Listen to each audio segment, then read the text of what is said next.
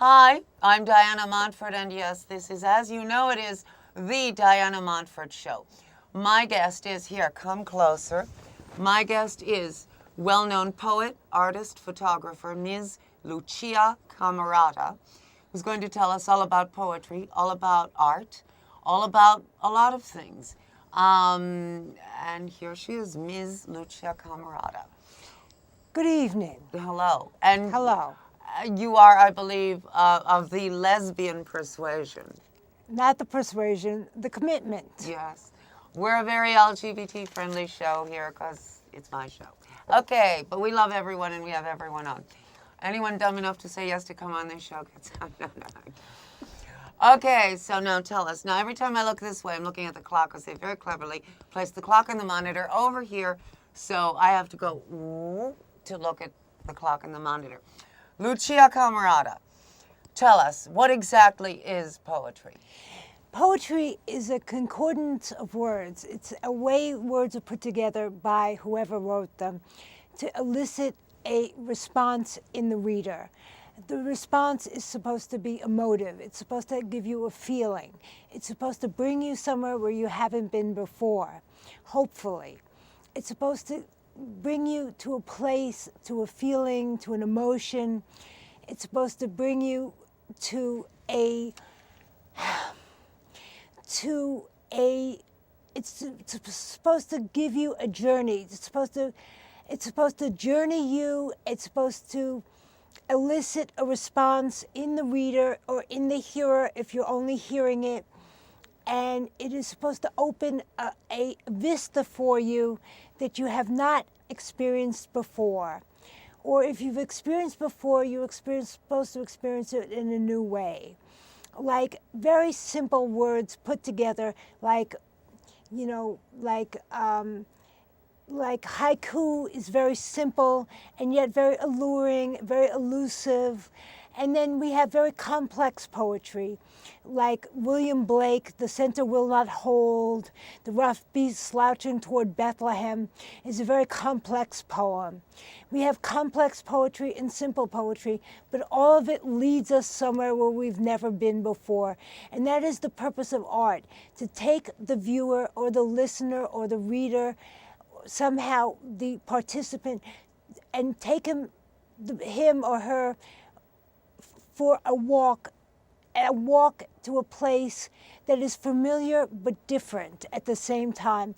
And to have them have an experience, again, that is familiar enough that the landmarks are frequently experienced and yet experienced in a new light, in a new way that brings us to a place that opens a vista, opens a horizon, and opens a landscape that has never been seen before.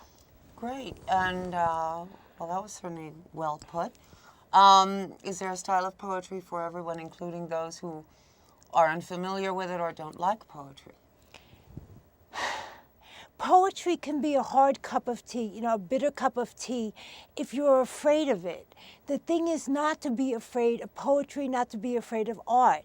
The thing is fear, and that is what is basically holding back people from experiencing things in general. Why would people be afraid of poetry or art? Because it's built up as something that has an iron corset around it. In other words, that it might be elitist or esoteric or somehow incomprehensible? You've got the words right down pat. Incomprehensible, elitist, esoteric, highfalutin, and deep dish. Okay, and do I get dessert with that? Well, highfalutin and deep dish apple pie a la mode. I see. Well, good. Okay, now you've brought some poems to share with us. You're going to give us the gift of some poetry, and why don't you say one, and then how many did you bring? I brought a whole passel, but I want to read one that's specifically about art, since we discussed art and poetry to begin Wonderful. with, and then I'll read some that are more general about other things, but I didn't realize we were going to start out straight away about discussing art and poetry. So, and since I'm also an artist, a visual artist, and started out my career as a visual artist and a photographer, I am going to start by reading about what I wrote about, which is about experiencing visual art and creating visual art. So this is called Seeing and Feeling. Okay. Seeing and feeling. I once saw God in a photograph, saw God in a drawing, felt a God in a painting. Not a smudge, cloudy smoke, spectral ghost image, no body, face, or hands either. No blue eyes, flowing robes, or attendants, trumpets, rage, or billowy clouds. I once saw God in a photograph. I once felt God in a painting. Now, that's basically the definition of art. In other words, you get intimations of eternity when you look into or hear a poem or look into a painting. In other words, something in you says, yes, I know that feeling, I know that emotion. You know, what I was thinking when I wrote this poem was something very, very, very concrete. I was thinking about Ulysses, not the Odyssey, Ulysses by James Joyce. I was thinking about Molly Didn't you write your thesis on Ulysses? I did. Yes. And I was thinking about Ulysses. I was thinking about James. Yes again. Yes again, yes. Yes again, yes. I was thinking about Molly Bloom and Blazes Boylan. Yes again, yes, yes, yes, yes, and again, yes. And I was thinking about that, and I was thinking about going as a very young child in Europe and looking at the paintings and looking at the sculpture and looking around at artwork in the museums. And then I was thinking later in life, painting and drawing and photographing and looking in museums later in life, and my relationship, those photographs and those paintings and my recollections of those paintings and those photographs, and piecing them all together, and in my maturity, how it's affected me and how it's affected my work. And when I talk about God, I don't talk about, as I say in the poem, a God that has a body, a face, hands, and a robe, and attendants and trumpets, who rages and lives in the clouds. In other words, not the patriarchal God of Judeo-Christian lore. Or the God of 40 virgins, or the God of the Ten Commandments. In other words, no God that we can paint in a anthropomorphic sense, but a God that has a sense in the universe. And that's what this is Would about. that be like the universal intelligence? A universal intelligence, a universal power, a sense that we all have, and a sense of ourselves that we have in perspective with each other, and a sense of the power that we have in relation to each other, and in relation to what is right and what is just, and what we know is good, and what is pure, and what is true, wholesome integrity, and true, wholesome beauty, not as in pretty beauty, but as in aesthetic beauty. So let's move on from there. Okay. Now, is there a particular subject you like to write poetry about, or do you cover all subjects? I cover all subjects, but as you hear my poems, you'll see they have a very, very, very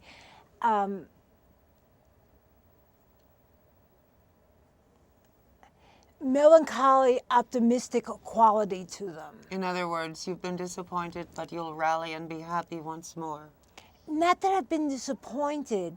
There is a sort of reticence to them, but there is also a certain forward-looking, progressive quality to them. See, now that's my problem with many poems, is not yours in particular, just poetry in general. Often to me it seems very sad, very, one might say self-pitying. Do you find that to be the case? Pietoso, pietoso. We're all Which means? pietoso. Pitying. We're all pitying in a sense. I mean, everything we do, everything in a sense has a pitying quality to it. I mean, we all, this is a psychological question. Do we all pity ourselves on some level? Yes, we do. Yes, of course. We do. We pity ourselves because we go to sleep at night to heal ourselves. So that's a pitying activity right there. End of discussion. Let's go on to something else. Yes, ma'am. Okay. All right. Now you have many poems with you. Why don't you read some more, and then we can discuss it, and you can tell us what it means to you. And well, tell me how we do on times, because I want to get to the really good ones. All right. Well, we have about 2/3 of the show left. Okay. I'm going to read some very good ones, and then we'll discuss them. All right. Okay. This is a relatively new one, but not a very new one. And then I'm going to read my blockbuster one, and then we'll read some other ones. And just not to interrupt, but every time you see me looking this way, I am looking at the clock or the monitor. And as I've told you, they cleverly put it in this direction, even though we have to face in this one. Lucia Cammarata reading her poems. Okay, this is called Nothing. No, it's not called Nothing. It has no title. Okay. A premature chill took the room. Days ago, dazzlingly hot. Dreamt of love in midnight, love in Allerton Avenue. Lying upon a newly hardened mattress, legs cold, arms folded. There was this girl, this curly black-haired girl. She said she taught Yiddish. She said she did not speak Yiddish. I knew that talk of Israel's place in the Middle East was not a subject likely to be discussed. There was her black African mother, the girl and her wonderful mother. I said I lived with my parents, knowing in the dream this was not true. We ate and laughed, leaned one up against the other, climbed up and down stairs, waited for the bus. What was Allerton Avenue doing in my dream? Once home to grandparents and cousins, aberrant uncles and aunts. Now it is a place only for making photographs. But there on Allerton Avenue, in some rust-brown building, with a courtyard and no elevator, there was sumptuousness, this dream of love, and Allerton Avenue. Okay, and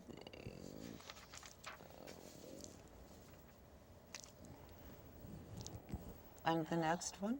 And the next one is a very angry poem. Different kind of subject. Okay. What of that funny business? It doesn't seem funny on a cool Saturday afternoon. And you really should go visit that young girl sequestered in that good nursing home more often. It has been such a long time, a very long, long time. And your hip hurts, and you have a diet restricted. And she, the girl, is in a nursing home because she can no longer walk. Neither can I. I am home alone, on the other end of the telephone, listening to you speak of how there are good nursing homes and how you should go and visit this girl more often in her good nursing home, and how you understand how she has to be there because she can no longer walk no longer, and you have not visited her in such a very long time, and how you should have, but you haven't, but you will now. All right, now what makes you angry, and how does that reflect that anger? Okay, when I get to the last poems I read today, they're about a nursing home too. And they're about my grandmother being in a nursing home.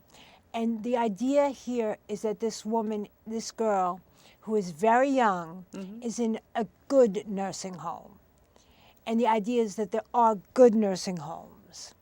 And I don't accept that there are good nursing homes. Why not? Because there are no good nursing homes. Don't some people need to be in nursing homes? why is this young girl in a nursing home because she cannot walk? And I am listening to my friend talk to me and excusing her friend being in a nursing home.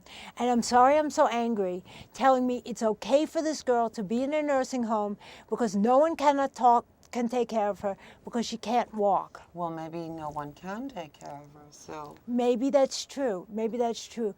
But it hurt me very deeply because basically I could be in that very same situation.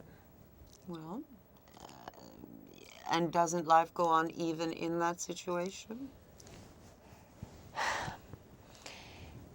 Diana, look, when you wake up and you hear this on the telephone and you're sitting in your kitchen and you realize that you can't really walk further than the corner. Excuse me, Lucia, I'm going to tell them about your illness. Is that okay? Yes, I'll Lucia tell them. has- Let me tell them. All right. I have MS, and I really can't walk further than the 80 steps to the corner. And I can only walk that 80 steps with assistance, a cane, and someone helping me. And that is very troubling to me and to the person helping me. And this has been the situation for many years, and this is an improvement over the situation that has gone on since over 20 years.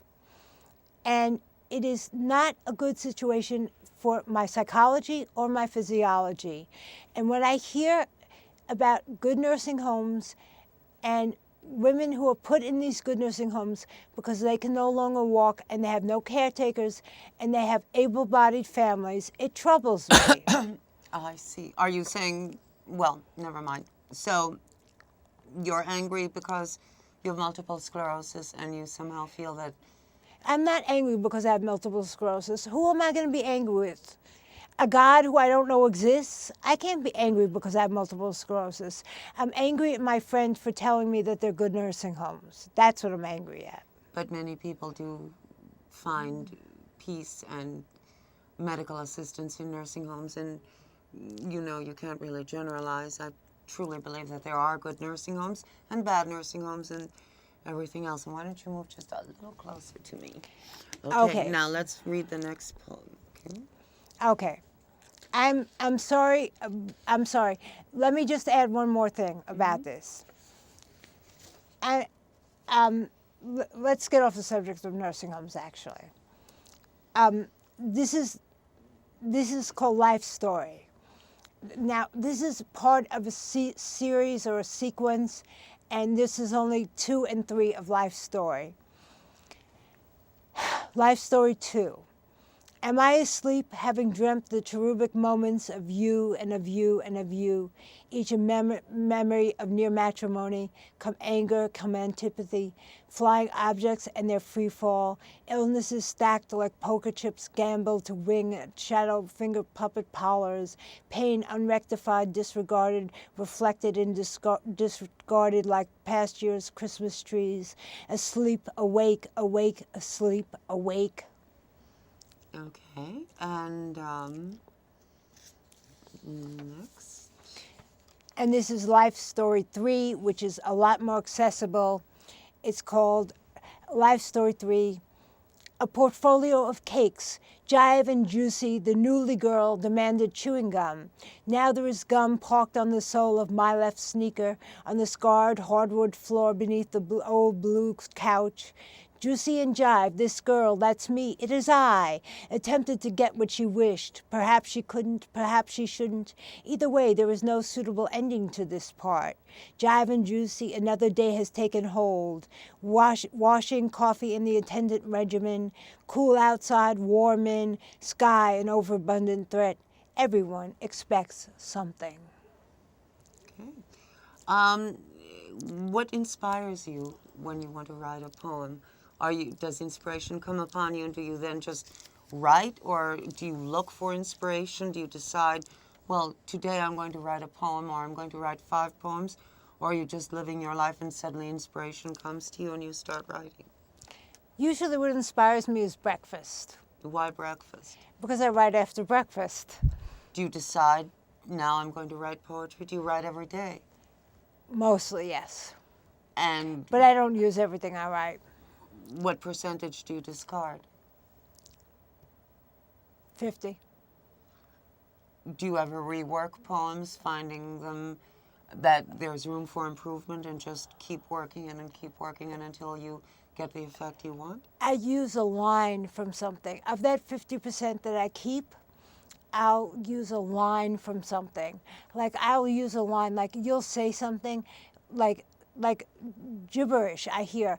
Like I'll be on the bus and I'll hear someone say, like I'll look at that monitor, I see that woman going like this, and I'll imagine her saying, you know, the coffee is stocked up in megatons of 3 deep, da da da da da, and I'll think, oh, that line 3 deep, da da da da is good, and I'll lift that line and use it in a poem. We have about 5 minutes left. Okay, I'll go to Beware the Ocean. This is my Odyssey. This is not my Odyssey, but my version of the Odyssey. Beware the Ocean 1. A strange and stranger strong woman stepped in and out of the door, behemoth of our conscience, of our reticent conscientiousness, of the horror of coincidence, of the hollow, hallowed pallor of shame, the palpitation of desire.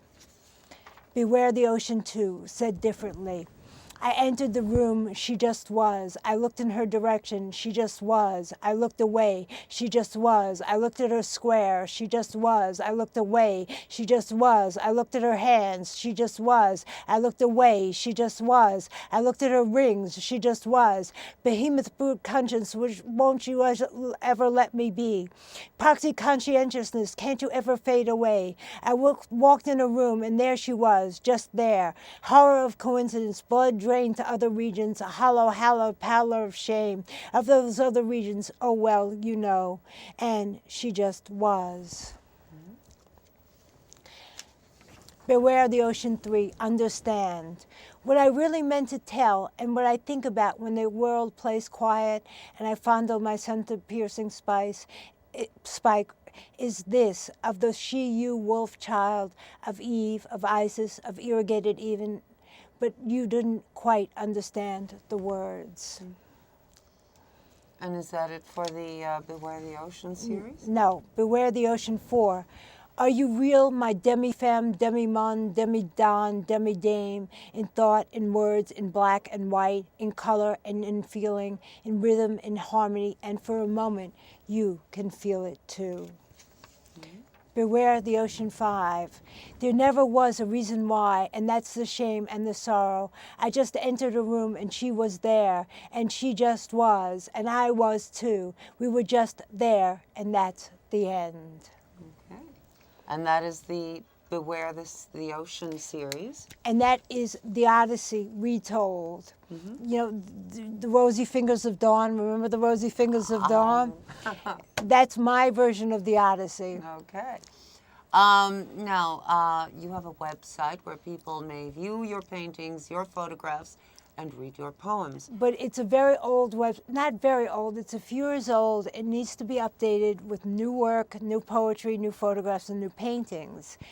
The website is luciacammarata.com, LuciaCammarata.com, all one word, luciacammarata.com, no caps, and enjoy it and peruse it well. And it's all my work is about things left behind. That is really what I am most engaged with. Things left behind. What I think we are all about is about what we leave behind. The portraits are about things left behind. The paintings are about things left behind. And all of my poems are about things left behind. Do you mean a kind of legacy? Is that what you mean? Not a legacy per se, but what a portrait, like if I were to photograph you right now, I would show in your face everything that has come before this moment. A summation of everything you've lived up until this moment, including this moment. In other words, I would show you your whole history up until this very moment, encapsulated in your face. How many? Now, why don't you read one more poem? Okay, I'm going to...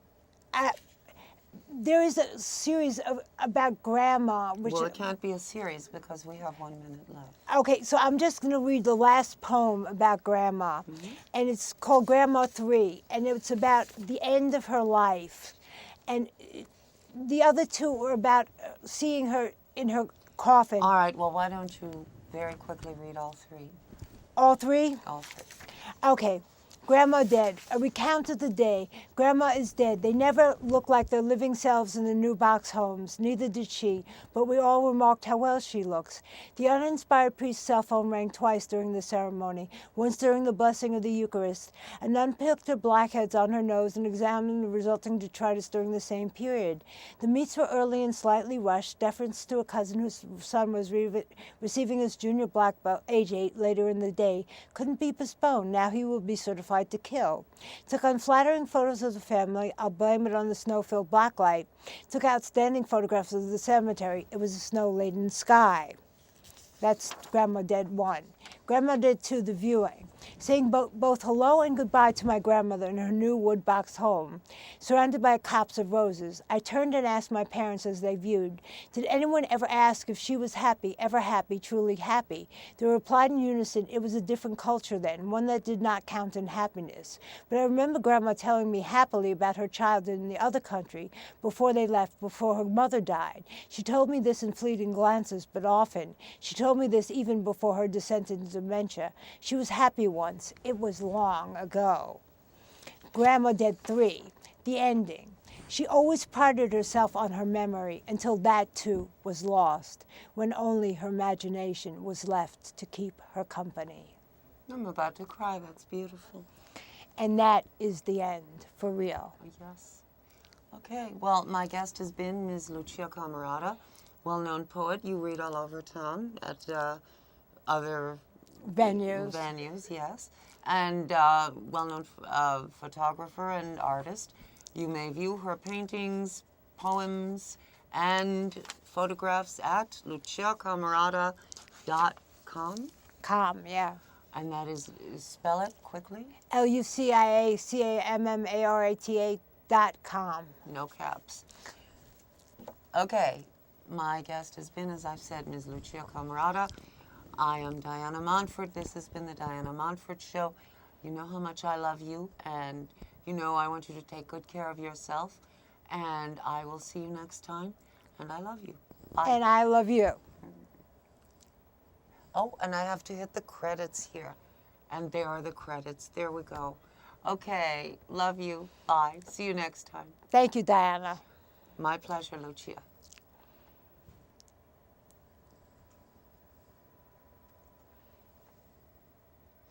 I have to press the control button. So if you see me doing this, as you can see, this is just the Metro Goldwyn Mayer of New York City. It isn't in perfect condition here. What can I say? But hey, it works. It has a camera, it has microphones, and that's what counts, right? See you next time. Bye. Love you. Where's the music?